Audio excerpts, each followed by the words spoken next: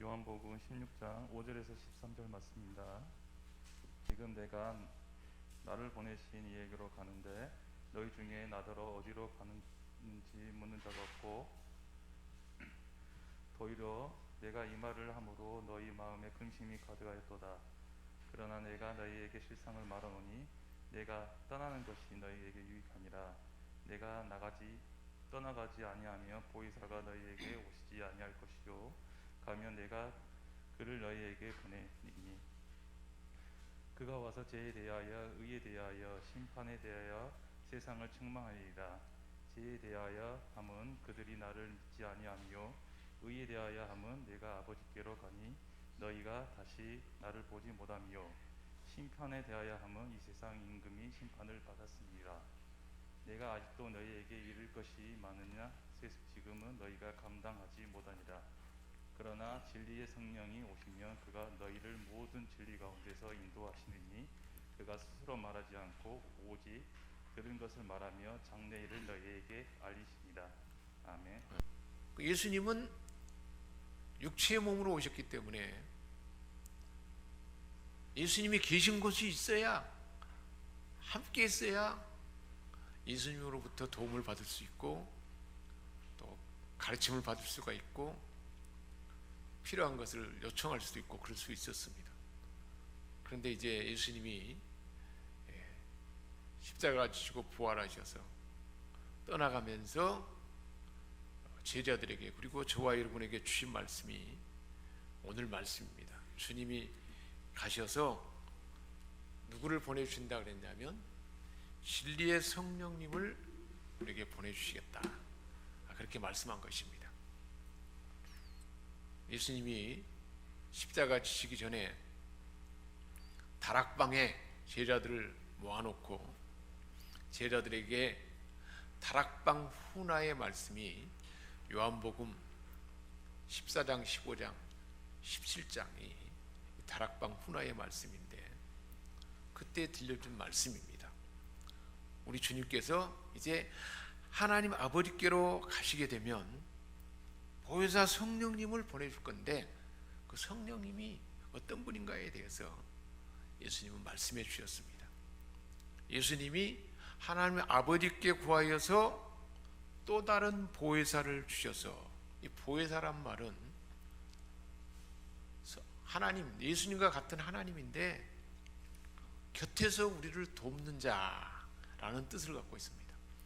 보혜사 성령님은 어떤 분이냐? 하나님의 아들 예수 그리스도를 믿는 모든 사람을 곁에서 돕는 사람이라는 거예요. 어떻게 돕냐면 스승으로서 우리가 좋은 스승이 있으면 그 스승에게 물을 수 있잖아요. 모르는 거 물으면 가르쳐 주잖아요. 또 우리가 어려운 일을 만나면 상담자나 좋은 코치를 만나면 상담을 하거나 코칭을 받을 때 그런 상담사나 코치를 통해서 상담을 받고 코칭을 받잖아요. 그런 것처럼 성령 하나님은 이렇게 코치해주고 상담해주고 위로해주고 또 친구와 같다는 거예요. 다 친밀하게 우리가 함께 동행하는. 근데 그 성령님은 하나님이기 때문에 모르는 것이 없고 할 수 없는 것이 없습니다. 그 성령님을 우리 예수님께서 아버지께 구하여서 또 다른 보혜사를 주사 영원토록 너희와 함께 할 것이다. 그래서 그 성령님은 너희와 함께 거하시며 언제든지나 우리와 함께 한다는 거예요. 우리가 예배드리는 순간뿐만 아니라 가정에 있을 때든지 일터에 있을 때든지 경영하는 사업처 길거리에 있을 때든지 언제 어디서나 우리와 함께 한다는 거예요. 예수님이 임마누엘로 함께하기 위해서 오셨는데 예수님은 육체를 가졌기 때문에 어떤 한정된 공간, 한정된 시간, 예수님이 있는 곳에 있어야만 만날 수가 있었는데 성령님은 영으로 오셔서 늘 우리와 함께 한다는 거예요. 그래서 요한복음 14장 18절에 이렇게 말씀했어요. 너희를 고아와 같이 버려두지 아니하고, 우리 조금 전에 찬양에서도 그랬잖아요. 고아와 같이 버려두지 아니하고 성령이 오셔서 우리와 함께 할 거라 그랬잖아요. 우리를 고아처럼 버려두지 않는다는 거예요. 홀로 놔두지 않는다는 거예요. 그래서 우리와 함께 한다는 것입니다. 혼자 있는데 혼자가 아니라는 거예요. 누가 함께 계세요? 그 곁에 밤이건 낮이건 잠잘 때든 길거리든 언제 어디서나 성령님이 고아처럼 홀로 놔두지 않고 함께 한다는 것입니다. 오늘 본문 5절에도 말씀하고 있어요. 지금 내가 나를 보내신 이에게로 가는데 너희 중에는 나더러 어디로 가는지 묻는 자가 없구나. 6절에 도리어 내가 아버지께로 가게 된다는 이 말을 하므로, 내가 이제 아버지께로 간다 그러니까 너희 마음에 근심이 가득하도다. 예수님이 떠나간다니까 예수님이 함께 있으면 모든 필요를 다 제공받을 수 있었잖아요. 몸이 아프고 병들면 예수님 고쳐주세요. 고쳐줍니다. 38년 된 중풍병자도 고쳐주시고, 나면서부터 나병 환자인 사람들, 눈이 먼 사람들도 다 예수님만 만나면 다 고치더라고 했습니다. 치유의 하나님이기 때문에 다 고쳐주셨습니다. 삶이 공허하고 먼지 허전한 그런 사람들에게 참 만족을 주셨습니다.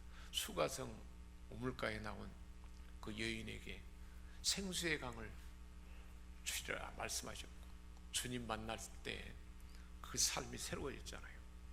삭개오도 부자고 세관장이었지만 돈은 많고 모든 건 풍족하지만 친구도 없어요.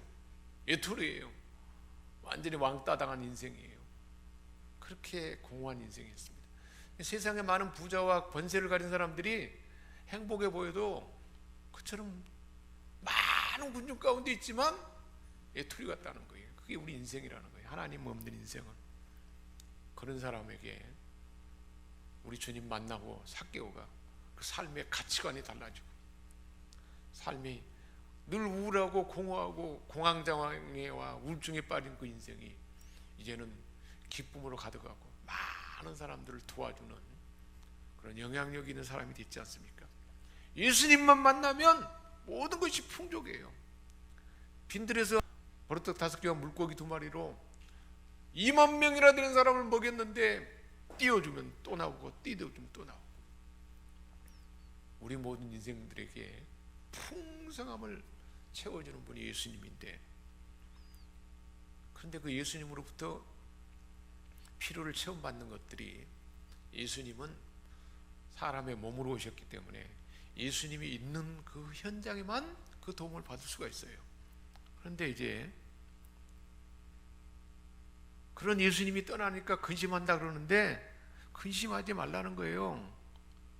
내가 실상을 말하는데 7절에 내가 떠나가는 것이 너희에게 더 유익하다. 왜냐하면 내가 떠나가면 보혜사 성령님이 올 것이다. 내가 떠나가지 않으면 올 수가 없어. 내가 가야만 보혜사 성령을 너희에게 오게 할 것이다 그랬습니다. 주님이 가면 더 유익하다는 거예요. 왜 유익하냐면 보혜사 성령님이 오시면 언제 어디서나 영으로 우리가 늘 함께 한다는 거예요. 언제 어디든지 예수님 계실 때는 예수님 있는 곳에 있어야만 도움을 받을 수가 있었어요. 성령님이 오신 후로부터는 언제 어디서나 성령님의 도움을 받을 수가 있습니다. 근데 그 성령님은 예수님과 똑같은 하나님이세요. 영으로서 우리 속에 우리 곁에 계신다 그랬습니다.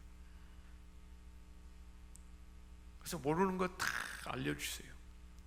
할 수 없는 것을 다 할 수 있게 하십니다. 눈에 보이지 않지만 실제로 함께 하시는 거예요. 우리 옆 사람에게 축복합시다. 성령 하나님이 늘 당신과 함께 합니다. 모든 필요를 채워줄 수 있습니다. 모르는 걸 알려주시는 분입니다. 할 수 없는 것 할 수 있게 해주시는 분입니다. 할렐루야. 근데 많은 그리스도인들이 성령님께 묻지 않아요. 성령님 도와주세요라는 말을 안 해요. 성령님 가르쳐주세요라는 말을 안 하는 거예요. 성령님 어떻게 할게요? 라고 묻질 않는 거예요.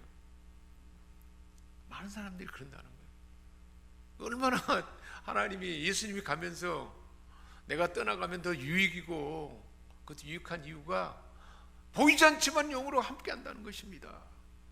요한복음 14장 16절에 내가 아버지께 구하겠으니 그가 또 다른 보혜사를 너희에게 주사 영원토록 너희와 함께 있게 하시리라. 영원히 함께 한다는 거예요. 언제 어디서나. 그 성령님은 진리의 영이라 세상은 능히 저를 받지 못하지만 예수를 구주로 영접하고 믿는 자가 아닌 세상 사람들은 성령님이 계시지 않아요. 이는 저를 보지도 못하고 알지도 못합니다. 아무리 석박사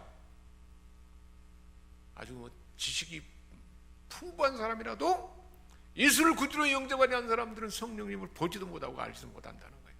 그러나 너희는 저를 안다는 거예요. 왜냐하면 성령이 우리와 함께 하시는 것을 안다는 거예요. 어떻게 알게 하냐면 로마서 8장 그랬어요.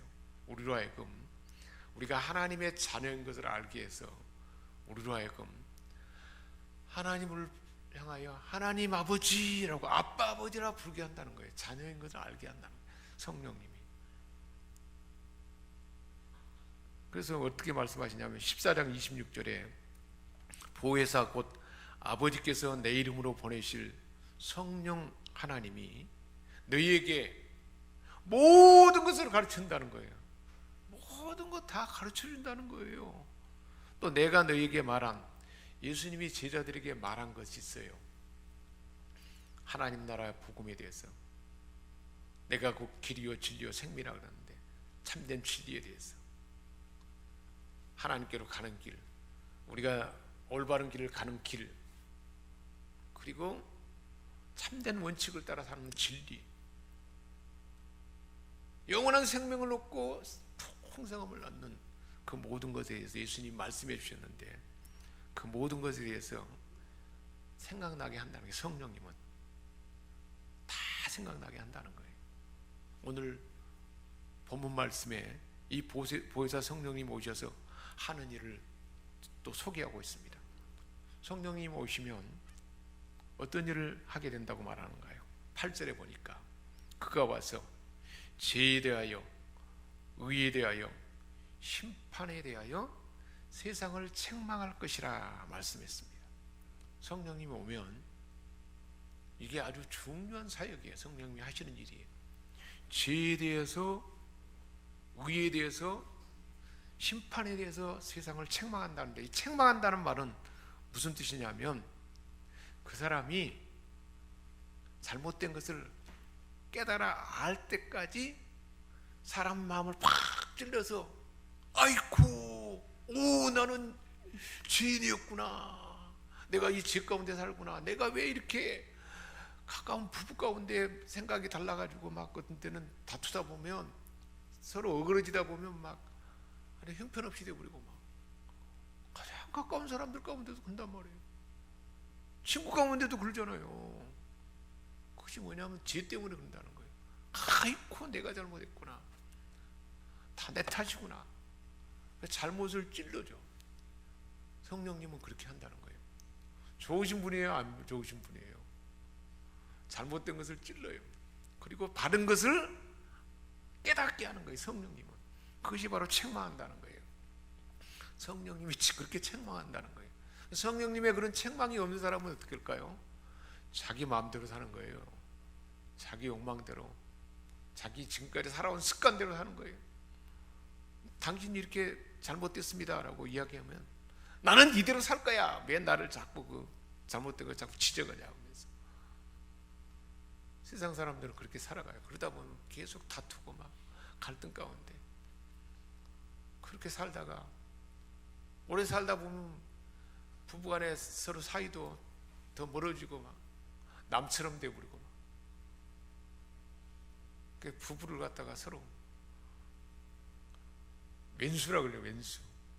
오래 살다 보면 이게 다 그 죄 가운데 있는 모습인데, 성령 하나님은 서로 남 탓할 것이 아니라 네가 잘못이다, 네 잘못을, 우리 각 사람의 잘못을 찔러서 마음을 깨우쳐 준다는 거예요. 그래서 진실임이 바른 것을 알 때까지 마음을 두드리고 실제로 움직여서 고침받도록 한다는 거예요. 성령님이 그게 책망한다는 거예요. 죄에 대해서 책망한다는 것은 우리 모든 인생은 다 그렇게 죄인이에요. 우리가 가끔 보면 서로 다투면 네가 잘못했어, 내가 잘못했다. 근데 너도 잘못하고 나도 잘못한 거예요. 나는 그래도 좀 덜 잘못해서 내가 옳다는 걸 주장해봐야 소용없어요. 나도 잘못한 거예요. 가만 보면 나도 잘못이 있어요. 근데 성령님이 그것을 알게 하는 거예요. 우리 모든 사람은 허물과 죄로 다 죽을 수밖에 없는 존재라고 그랬어요. 에베소서 2장에 성경에 말씀하고 있어요.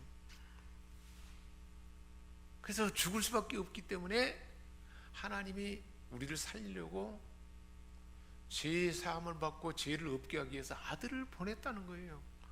그래서 그 사실을, 예수를 믿어야만 죄 사함 받게 되고 죄 문제가 해결돼야만, 그래야만 이제 하나님으로부터 심판을 면하게 되고 참된 삶을 살게 된다는 것을 성령님이 알게 하기 위해서 죄에 대해서 책망하고 깨우쳐서 예수를 믿어야 된다는 것을 알아가도록 알려준 분이 바로 성령님이라는 거예요.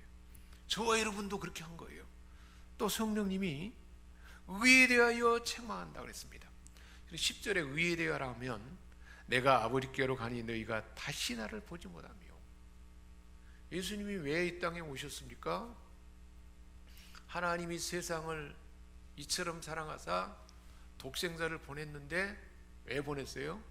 이는 저를 믿는 자마다 멸망하지 않고 영생을 얻도록 보냈어요. 예수님은 이 땅에 죽으러 오신 거예요. 누구를 위해서? 우리 대신 죽으러. 모든 사람이 죄에 빠져서 죄 용서함 받을 수가 없어요. 모든 사람이 다 죄이니까. 하나님이 죄 없는 하나님의 아들을 보내셔서 우리 죄값을 치르기 위해서, 그 대가를 치는 것이 쉬운 일이 아니잖아요. 몸이 찢기고 피를 흘리면서 온몸이 바삭바삭 깨져서 예수님이 죽으심으로 하나님이 죄인에 대한 심판이 일어나고 죄 때문에 지옥 가야 되는데 그 죄값을 치름으로 의로움을 이루었어요. 그래서 의에 대하라는 것은 예수님이 오셔서 그 일을 다 완성하고 이제 하나님 아버지께로 가는데, 그런 그 예수님을 그렇게 완성하고 간 예수님을 믿어야만 죄 문제가 해결된다는 것을 성령님이 책망해서 깨우쳐 준다는 거예요. 그래서 의에 대하라는 것은 그걸 말하는 거예요. 우리 모든 사람은요, 우리가 볼 때 저 사람은 좀 착한 사람, 법 없이도 사는 사람, 근데요 실상을 가까이 살아보면요 그러잖아요. 부부가 그러잖아요. 당신 남편은, 당신 아내는 근데 법 없이 살 사람 같네요. 그러면 뭐라 그래요? 살아보면 알아요. 살아보면 그 사람이 그 사람이고. 우리 모든 사람이 그런다는 거예요. 우리 모든 사람의 의는 성경에 그랬어요. 낡은 옷과 같다네요. 낡은 오래가 떨어진 옷과 같아 있어요. 절대 온전하지 못하는 거예요. 우리 모든 사람은 의롭지 못하는 거예요. 더러워진 옷과 같고 세폐함이 잎사귀, 나무 잎사귀 같이 그냥 금방 말라불, 그게 우리 사람의 모습이라는 거예요. 착하고 그런 걸 했다 해봐야 하나님이 볼 때는 별거 아니에요. 아무것도 아니에요. 낡은 옷과 같다는 거예요. 형편없다는 거예요. 그게 우리 인간이란 것입니다. 그래서 그것을 해결하기 위해서 누구를 보낸 거예요? 죄 없는 예수님을 보내서 우리의 죄값을 치르고 하나님 앞에 죄에 대한 심판의 값을 예수님이 대신 담당함으로 우리를 의롭게 하나님 앞에 의로운 자가 되게 했다는 거예요. 그래서 예수님이 이제는 가니까 그것을 완성한 예수님을 믿어야만 죄 문제가 해결되고 하나님 앞에 의가 되어서 심판을 받지 않게 된다는 것을 누가 알려준다는 거예요? 성령님이 그렇게 알게 한다는 거예요. 그래서 세 번째는 심판에 대한 책망을 한다는데, 심판에 대하여라면 11절에 이 세상 임금이 심판을 받았습니다. 무슨 말씀이냐면 실제로 사람이 죄를 지어서 심판받는 것은 누가 그것을 주장하냐면 사단 마귀가 우리가 죄를 지면 하나님 앞에 와서 죄를 지었으니까 지옥에 가야 되고 죽어야 됩니다. 사단 마귀가 고발을 해요. 사단 마귀가. 그리고 죄에 빠지도록 계속 유린하는데 예수님이 오셔서 뭐를 해버렸어요? 십자가에 죽으실 때 사단 마귀를 죽여버렸어요. 마귀의 권세를 죽였다는 거예요. 그러니까 이제 우리는 그것을 책망한다는 것은 심판받지 않도록 하나님의 아들 예수 그리스도만 믿으면 심판받지 않게 됐다는 사실을 알게 한다는 거예요. 모든 사람이 심판받으면 다 지옥 갈 수밖에 없고 죽을 수밖에 없는데 예수를 믿으면 심판받지 아니하고 영생을 얻게 된다는 사실을 성령님이 알게 한다는 거예요. 성령님이 가장 우리 인생의 근본적인 죄에 대해서, 의에 대해서, 심판에 대해서 책망하고 지적해서 아이고 나는 죄인이구나, 죽을 수밖에 없구나. 성경에 보면 밝은 빛 가운데 하나님을 만난 사람은 아이고 나는 하루다, 내가 죄 가운데 있으면서 하나님을 만났도다, 나는 죽게 됐다 그러잖아요. 우리 모든 사람은 그런다는 거예요. 근데 해결할 수 있는 분은 누구뿐이에요? 하나님의 아들 예수님 뿐이라는 거예요.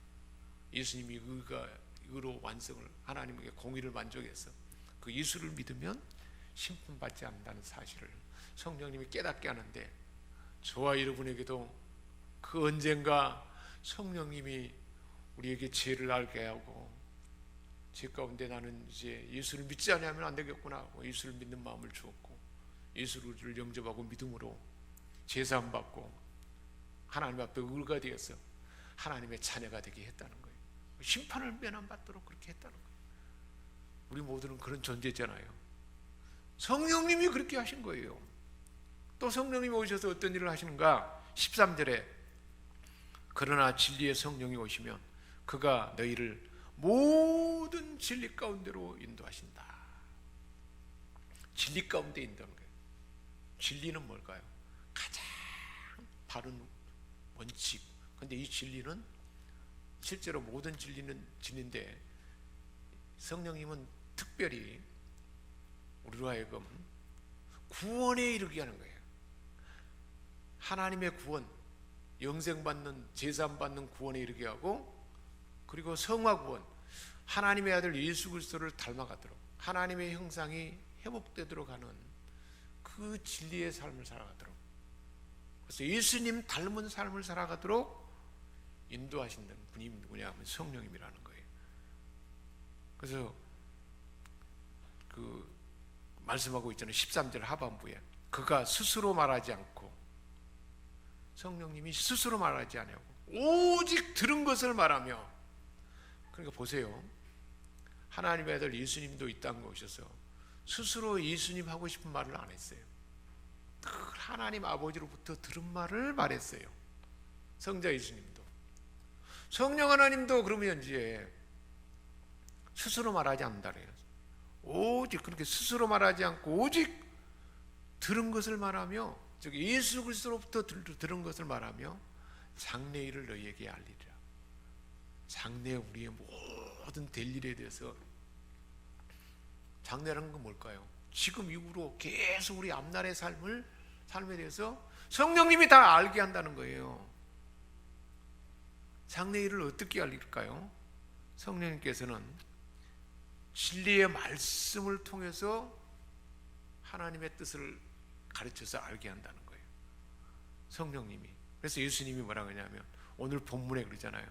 내가 아직 너희에게 할 말이 많지만 지금은 너희가 감당하지 못하는 것이다. 예수님 십자가 지시고 부활하기 전이기 때문에, 하나님의 구원이 예수님을 통해서 이루기 전이기 때문에 말해야 이해도 못하고, 그러나 할 말이 너무 많고 가르칠 일이 너무 많다는 거예요. 나중에 지금은 많지만 못하지만 성령님을 통해서 다 알려준다는 거예요. 그러니까 우리가 이제는 성령의 시대니까 우리가 잘 모르는 것은 누구에게 물으면 돼요?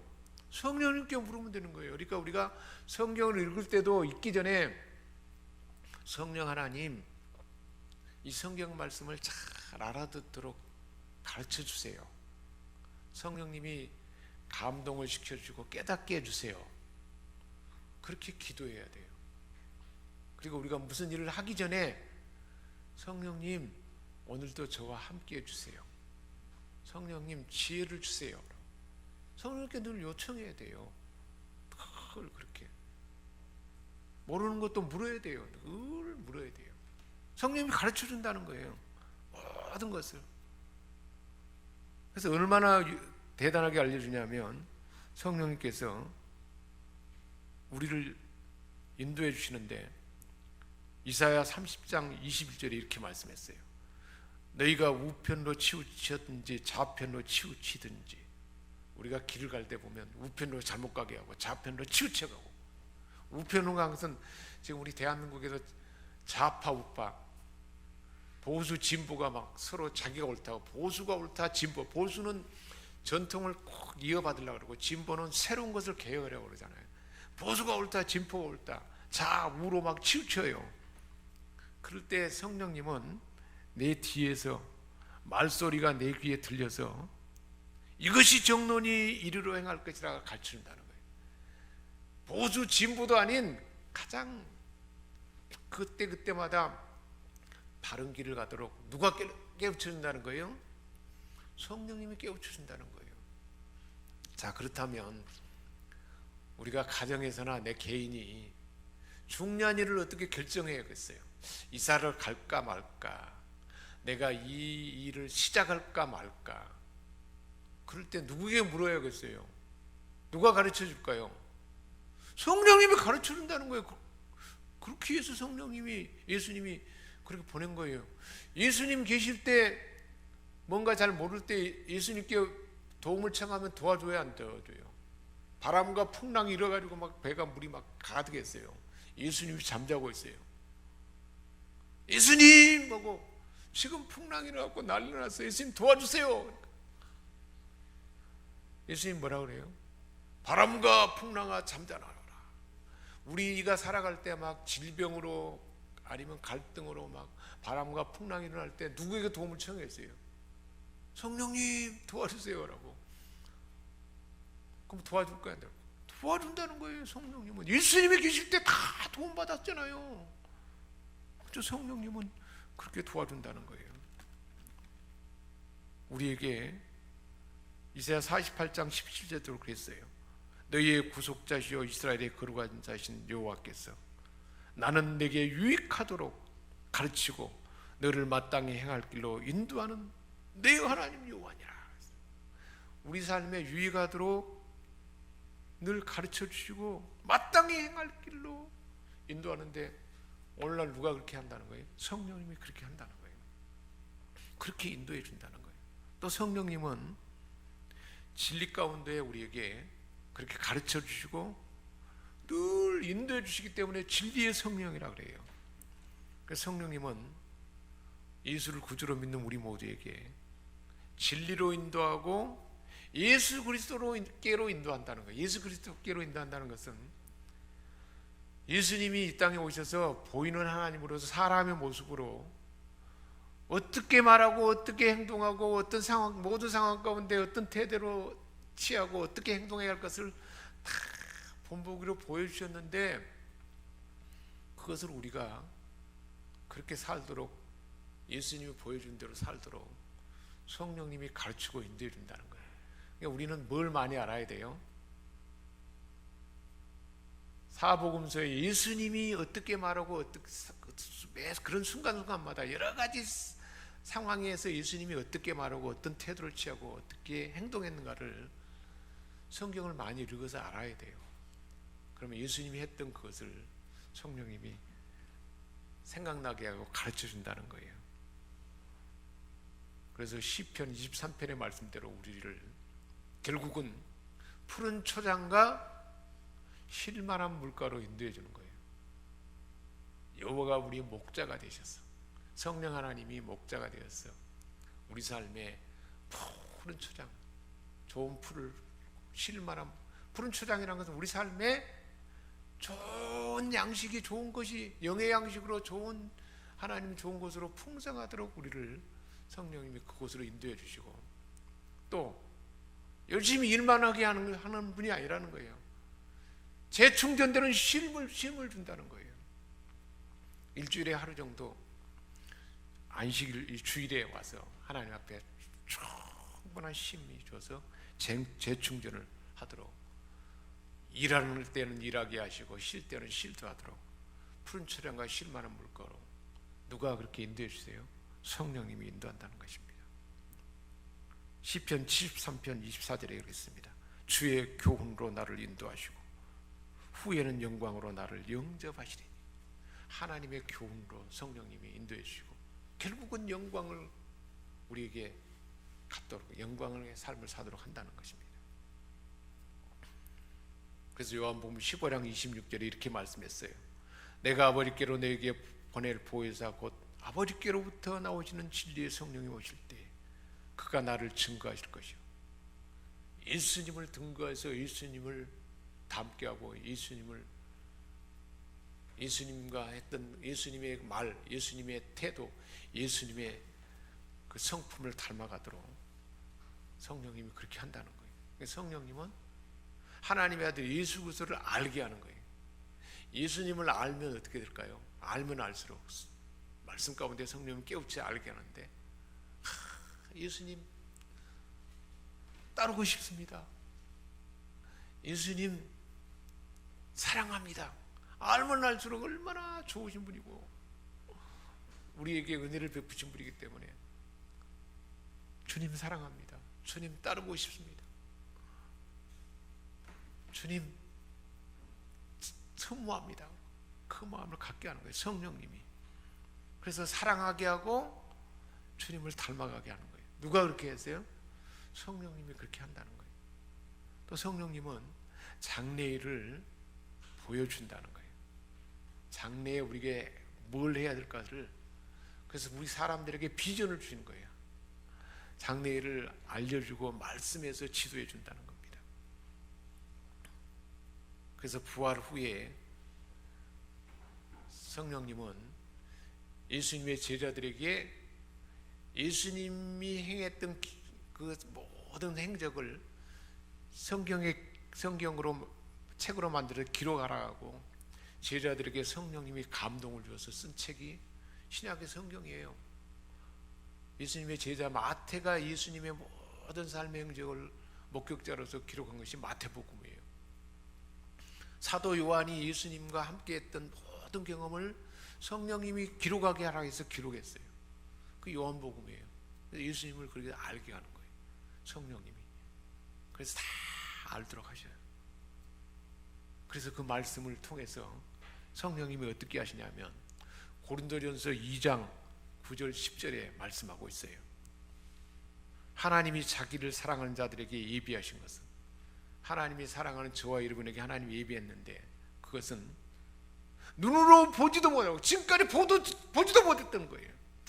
귀로 듣지도 못하고 사람의 마음으로 생각지 못한 것을 오직 하나님이 성령으로 그런 귀한 것 눈으로 지금까지 보지도 못했어요. 귀로 듣지도 못한 일이에요. 마음으로 생각지 못한 그게 창의적인 일이잖아요. 신령한 것이고 깜짝 놀랄 귀한 일을 성령님이 보이게 한다는 거예요. 보이게 한다는 것은 알게 하고 그대로 행하게 한다는 거예요. 성령님이 얼마나 참 우리는 복된 존재인가요? 우리 옆 사람에게 축복합시다. 성령 하나님이 눈으로 보지도 못했고 귀로 듣지도 못하고 사람의 마음으로 생각지도 못한 일을 알게 하시고 깨닫게 하시고 행하게 하십니다. 할렐루야. 그런데 성령님께 그렇게 도움을 받고 살아요, 안 살아요? 실제로 도움 받고 사는 거예요. 우리가 하나님 말씀을 들을 때 성령님이 깨닫게 하세요. 어떤 때는 우리가 무슨 일을 할 때 왠지 그냥 부담이 되는 거예요. 주일날 교회 갈까 말까, 그리고 온라인으로 예배 드릴까 말까. 그럴 때 예배를 안 드리면 왠지 막 깨름치게 해요. 하나님의 교회에 안 가게 되면 뭔가 허전하게 만들어요. 근데 우리가 그걸 민감하게 알아차리지 못할 수가 있는데 성령님이 그렇게 깨닫게 하는 거예요. 알아차리게 하는 거예요. 성령님이 그렇게 하는 거예요. 그게 한 부분이고, 실제로 매일매일 그렇게 성령님이 인도해 주시는데 우리는 성령님이 야, 네 잘못 가고 있어, 내비게이션처럼 네 그리 가면 안 돼. 그런데도 혼자 가버린다니까요. 말해서는 그 말 하지 마, 너 오히려 찔러대니까 손해야, 그 말 하지 마. 그런데도 가버려요. 그냥 성령님이 가르쳐 주는데 우리 일상에 그렇게 둔해서 그런다는 거예요. 어떻게 하면 그러면 성령님께 민감하게 될까요? 다른 것이 없어요. 기도해야 돼요. 기도. 하나님 앞에 기도하는 시간을 가져야 돼요. 기도해야 하나님의 기운이, 성령의 임재 안에 우리가 머물게 되는 거예요. 기도해야 기름이 채워지는 거예요. 자동차가 가려면 기름이 있어야 가잖아요. 기도해야 성령의 기름이, 성령이 우리 기운이 우리에게 딱 차게 되는 거예요. 기도해야 돼요. 기도하면 성령 충만이 있는데 불처럼 막 바람처럼 인처럼 다 우리에게 임하는 거예요. 그러면 성령이 임하게 되고, 성령이 임하면 권능을 받는다. 기이한 일을 하게 하는 거, 눈으로 보지 못하고 기도 듣지 못하고 마음으로 생각하는 대로 알게 하는 거예요. 성령이. 그래서 결국 뭐 하게 되냐면 우리로 하여금 증인이 되게, 다른 사람들에게 복음을 전하고 구원받게 하고 이 하나님의 은혜를 받게 하는 거예요. 그래서 우리 기도해야 되고, 기도하고 이제 권능이 임하면 복음을 전하고 하나님 나라를 확장하는 삶을 살게 하고, 주님 닮은 사랑을 나타내고 세상 사람들에게 선한 영향을 나타내면서 사람들에게 평강을 주는 사람으로 그렇게 살도록 성령님이 하시는 것입니다. 그런 저와 여러분 되도록 오늘도 이 말씀을 주신 줄 믿습니다. 기도하겠습니다. 하나님 아버지, 공허하고 허전하게 죄 가운데 살 수밖에 없는 우리 인생들에게 죄인이라는 것을 깨닫게 하시고 알게 하시고, 의롭게 하실 분은, 구원받게 하실 분은 하나님의 아들 예수뿐이라는 것을 알게 하셔서 마침내 예수를 믿고 심판받지 않냐고 영생 얻게 하시고, 성령님이 함께 하셔서 우리에게 모든 이 눈으로 보지 못하고 귀로 듣지 못하고 마음으로 생각지 못한 것을 세상 가운데 나타나도록 그렇게 역사하는 줄 믿습니다. 이 복된 삶에 큰 기쁨과 감사가 충만한 우리 생명성 권속들 다 되게 하여 주옵소서. 우리 주 예수 그리스도의 이름으로 축복하며 기도합니다. 아멘.